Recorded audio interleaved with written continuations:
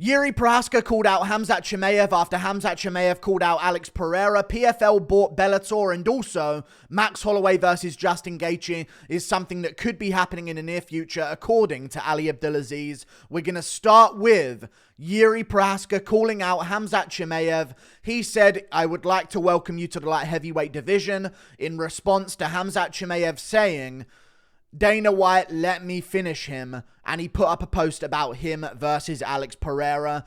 I'm going to talk about Khamzat Chimaev calling out Pereira and then talk about the idea of a Jiri Prochazka matchup. I'm sick of it from Khamzat Chimaev. I'm just going to say it how it is. I'm a big fan of Khamzat. I really am. And I've really have been supporting him for the longest of times and saying that he's going to... Like, before the Gilbert Burns fight, I was saying he's going to destroy this dude, he's going to destroy that guy. I think he runs through the whole middleweight division. I was the guy saying that stuff.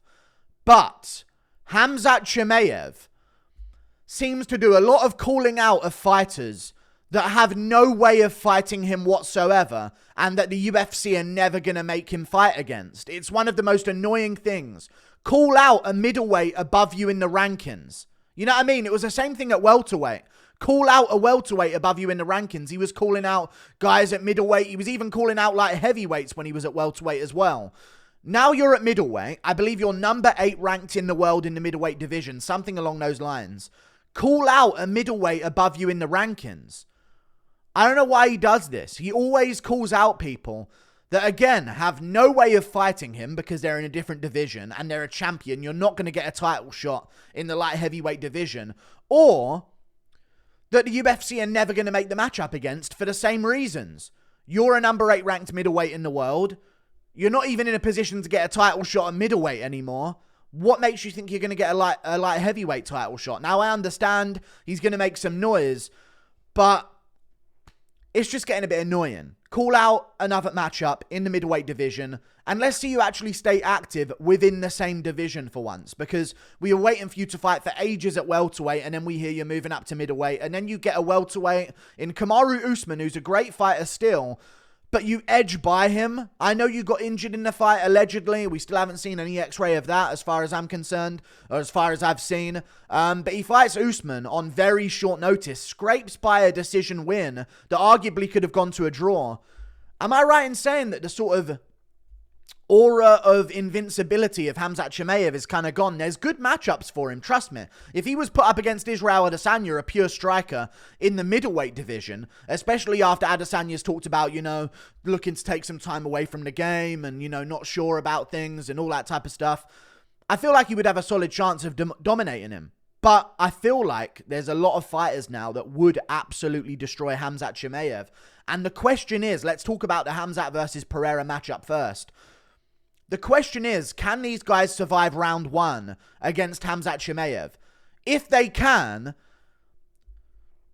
they're probably going to beat him, okay? Especially if it's a 5-rounder for a title. In a 3-rounder, it depends on the opponent if they're going to beat him or not. Now, I would say, seeing as Alex Pereira is way bigger than Khamzat Chimaev and has shown that he can survive bad positions against a massive dude like Jan Blachowicz, who again is much bigger than Khamzat Chimaev. If Alex Pereira can survive at altitude in his debut at light heavyweight, when he didn't think Jan Blachowicz was going to be trying to take him down anyway because he's not a grappler, he's a striker, be put in the worst position possible with Jan Blachowicz on his back at altitude 3 months after being KO'd by Israel Adesanya and survive the entire round, I feel like he could survive the round against Khamzat Chimaev. And that's if Chimaev's able to ragdoll him the same way he can do welterweights anyway. We still don't know for sure if Khamzat can ragdoll middleweights. We don't know that yet because we haven't seen him versus a middleweight that's actually good yet in the top 15. But I would say, if I had to give a prediction for Khamzat Chimaev versus Alex Pereira, that Khamzat Chimaev would probably take him down in round 1 a bunch of times, maybe get a dominant position over him. Alex Pereira would survive. And I would bet that in round 2 or 3, where Usman on a week's notice is putting you on skates nearly, you know what I mean? Not putting you on skates, but giving you some problems on the feet and arguably winning rounds against you on the feet after you've completely gassed out, that a guy like Alex Pereira would absolutely destroy you and KO you. That's what I would think would happen in that matchup. It's all about if Pereira survives the first round, but I think A lot of these top-ranked guys are surviving the first round. Gilbert Burns did. Kamaru Usman did on a week's notice. I feel like Alex Pereira would be able to, if he had a full training camp for this, survive that first round. He's been training with Glover for a long time. I think he'd survive it and then finish Khamzat Chimaev in the second or third. And let's talk about the idea of Jiri Prochazka fighting Khamzat Chimaev. First of all, it's not going to happen. Second of all, the reason why Jiri's even called him out is because Khamzat was talking some ish about him online a while ago because of some sparring sessions they had. And he was saying how he beat Jiri Prochazka in their sparring session because allegedly broke Jiri's rib in sparring, which can happen in sparring. And I guess Khamzat sees that as a win and an ultimate victory for him, that he injured an opponent in sparring with, I guess, a kick to the body or something along those lines. Who knows? But at the same time, at light heavyweight, if they were to fight each other, Jiri versus Khamzat, again, I would pick Jiri. Again, I would pick Jiri Prochazka. I'd pick him to survive the first round. I don't see him getting KO'd by Khamzat Chimaev at any point. And if he survives that first round of grappling, which he was able to do so many times against Glover, it's insane. And I can only imagine that he's improved now. I know he got injured, so maybe not, but in that next time off after the Pereira loss, I'm sure he's going to work on things and get better and better. He's a getting better athlete, let's be real, if he's not injured. I reckon he would also survive round one against Khamzat if that round one would go badly in any way whatsoever. And if he did survive round one, it's not a week's notice Kamaru Usman trying to go after you in the second and third round. It's Jiri Prochazka or it's Alex Pereira. And they will finish you in those rounds, Khamzat. So I'm going to go with Jiri beating him in that second round finish. Alex Pereira beating him in that matchup, second round finish. Hey, Khamzat, there's 7 middleweights ranked above you. Call them out. Israel Adesanya, Paulo Costa, any of these names. Run it back with Paulo, try and get that fight done. Israel Adesanya is also an option. Robert Whittaker's an option as well. Let's focus on calling those guys out instead of constantly calling out people that you have no chance of fighting next. And you're just conveniently calling them out because there's no repercussion for it whatsoever, is there? It's weird. So let's call out someone at middleweight above you in the rankings and focus on the division you're in first. Jesus Christ. Either way, we move on to another situation, which is PFL buying Bellator. Crazy news in the MMA world. Really crazy news in the MMA world. Good for PFL. Really good for PFL. I don't know where they're getting their money from, but they got a lot of it, and that's what they're going to need to compete with the UFC if they're ever going to try and do so. I feel like PFL is literally in we don't care how much money it costs, we are going to compete with the UFC business, because there's no way this can be like a worthwhile investment for them. So they must have a insane amount of money backing them for this. An insane amount of money, because their pay-per-views don't sell. Their cards do not get views whatsoever. The only time people find out really what happens is, again, some people watch it live. I watch it live now and again. But like the majority of people don't. And the majority of people find out what happened on a Twitter video the day afterwards, or literally an hour or a minute afterwards after a fight result happens. Most people aren't paying attention to PFL right now. When Ngannou makes his debut there, especially after his Fury performance, I think a lot of people will pay more attention. But at the end of the day, I just feel like this is good for the UFC fans. I'll add that on the end of it. Don't think it's good for the UFC, because in the UFC's ideal world, there's no competition and they run the game. I think it's good for UFC fans because there's competition now for the UFC. You know what I mean? There's another force that wants to burn a bunch of money and not make any profit, that wants to compete with the UFC at all costs, that I reckon is going to make the UFC go, you know what? PFL's got a really solid card that weekend and we've got a terrible fight night. Let's add a couple fights to that fight night. Maybe that's what this is going to, that's what this is going to get for us. So maybe the owner of PFL is a massive UFC fan, because I think that's the only thing that it's going to do.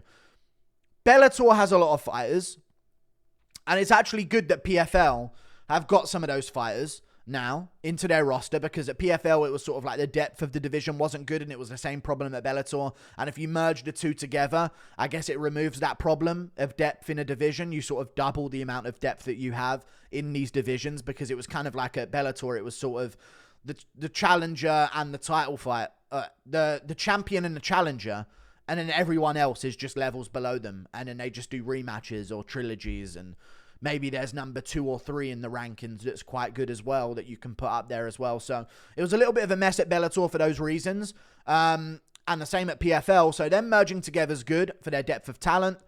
I think it's going to be good. I think there's going to be some fun fights. They're planning a super fight crossover between a bunch of the PFL champions and a bunch of the Bellator champions. I'm just going to see if I can find like the roster of fighters that might be paired up with each other because of that. I think someone sent me a message of it, so I'm going to double check just in case. Here we go.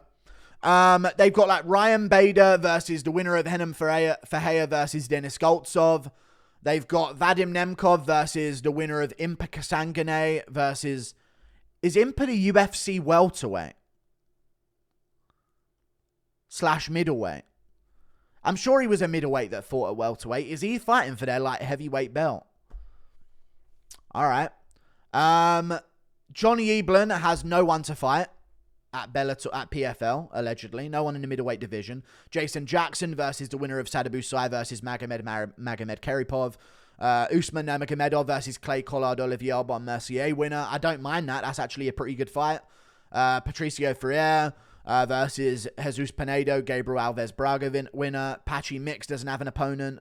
Flyweight, neither of Bellator or PFL have a champion at flyweight as of right now. This is off the message I've been sent. I haven't done my individual research on all the different champions, but it's good. It's going to make a splash. It's going to make some noise. It's just not the UFC. That's the problem I have with it. And I have a lot of people calling me like the UFC guru, and you're not a real MMA fan if you don't pay attention to the other things or make content on the other things. Listen, if I wanted to destroy my channel in terms of views, I would make more content on these other fights. But I don't. You know what I mean? So it's not just that, though. I do enjoy the other MMA organizations, but there's just something that just don't feel the same about them. There's good finishes now and again, but I made this point the other day. Yesterday even. I just feel like whenever it goes to a decision, they're just awful. The fights are just awful whenever it goes to a decision. There's obviously some out there in existence that people can call to and say that I'm wrong in saying this about.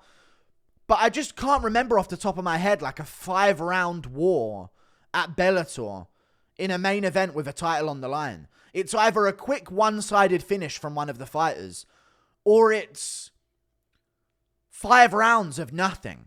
It seems every time I tune in for a Bellator main event, it's like the worst thing I've ever seen in my life. And every time I don't tune in, there's like a first round finish. There's just no in-between. It's never a fun experience to watch, I've noticed. There are some fun fights, of course, and some good performances and good fighters. I get that. But I think at the end of the day, all this is going to do is going to fuel the UFC and benefit UFC fans, because I do like the competition. You know, if PFL's got all this money and they're looking to just give it as much money as they possibly can to actually go against the UFC and be something big enough to go against the UFC, then that's at the end of the day good for business for UFC fans, because we're going to get better fights. We're going to get better cards in general. And there's going to be like more of a rush to get talent signed to the promotion. Maybe fighter pay will improve this way. This is the best way to organically improve fighter pay. It's not gonna happen by people crying on Twitter about they should be paid more. Competition raises value. You know what I mean? It does. It's just how it works. If PFL is competing and genuinely paying more to all of these up-and-coming prospects, the UFC is going to have to up their price. You know what I mean? Because you're going to get these guys that are 4-0 in their pro career that are going, well, I could make 12 for 12 in the UFC. PFL's offering me 40k to show flat. So that's what's going to benefit fighters. That's what's going to benefit the UFC fans. And I'm looking forward to seeing what comes of this. Just thought I'd give it a quick discussion. Other than that, we had some rumor of Holloway versus Gaethje. Of course, Holloway called him out for the BMF belt at one point. Ali Abdulaziz, I'm just going to go to his Twitter now to get the exact tweet that he put out. He said, what did he say? He's just retweeting a bunch of people saying they're excited about the merge. Who wants to see Justin Gaethje versus Max Holloway February 17th for the BMF title? Now, he might just be making some noise on Twitter, but I'm assuming he's probably talked to Gaethje a little bit. And I think Gaethje's in a position where he's saying, I'm not trying to fight some Joe Schmo in a division like Gamrot. I'm trying to fight a big name if it's not going to be for the World Championship at lightweight next. So I think Gaethje's open to the idea of a Holloway fight. I think a lot of fighters are. And I don't mind it. I really don't mind the idea of a Holloway fight for Gaethje. I do think Holloway would lose. I think lightweights just have that different level of power. It's like a barrier reef of power in the UFC when you go from featherweight to lightweight. It's a massive jump up in finishing ability and knockout power. And when Holloway moved up last time against Dustin Poirier, we noticed that immediately when he was rocked all over the place in round 1 and was kept up by the cage from being knocked down by Dustin Poirier in that fight. He got rocked in both round 1 and 2. So that's interesting. I'd love to see this. At the same time, I kind of wouldn't, because I feel like if Holloway holds on just a little bit longer at featherweight, Volk won't be there forever. I think Volk's probably going to have his last fight with Ilia Topuria and then try and move up to lightweight for good. I think if he beats Ilia, he'll be considered the featherweight GOAT no matter what. And then he'll move up and try and compete at lightweight after he's cemented that legacy at featherweight. Then Holloway's going to have he's probably going to have a real good time at featherweight if Volkanovski's gone. He probably beats the rest of him. In fact, I think Ilia has a better chance of beating Volk than he does Holloway, just in terms of how finishable the two of them are in comparison to each other. But I could see Gaethje Holloway being a bit of a Gaethje Ferguson. In all honesty, being a bit of a Gaethje Ferguson. But except Gaethje's way better since then. I know Holloway's improved a bit as well, but I think Gaethje's really improved his technical ability, and his knockout power seems to be a lot better, and his way of landing those knockout shots is a lot better as well. Doesn't have to worry about Holloway shooting any takedowns. I think it'd be a bad matchup for Holloway. I think he'd get his legs chewed up, and I think Gaethje would find him and drop him and hurt him and finish him, and yeah, I think it'd be an interesting one. So I'm going to go with Justin Gaethje in that hypothetical matchup. I would love to see it, though. I do think Holloway would have a decent chance. I would really like to see it compared to like Holloway versus some way down the rankings featherweight that they could arguably put him against. I would also not mind the idea of Holloway versus Aljamain Sterling as well, though. I don't mind that idea. Holloway versus Aljamain Sterling is also a good idea for a matchup.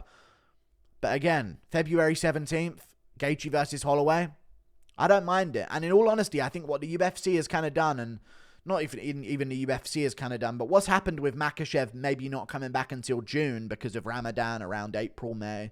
He's not going to be back until June earliest, I don't think. I reckon it sort of set the tone for the rest of these lightweight contenders to say, you know what, you ain't sitting around and doing nothing. You got to fight someone in the meantime, because whoever's going to win in the meantime is probably going to get that title shot. It's still in contention. Dana said he doesn't know if Oliveira is going to get it yet, even though that was kind of the idea, was to give Oliveira that rematch. So I think it's going to make these lightweights busy, and I'd like to see Gaethje busy against Holloway February 17th for the BMF belt. Like and subscribe. Thank you for watching. Toodle Pip. I'll see you later. Goodbye.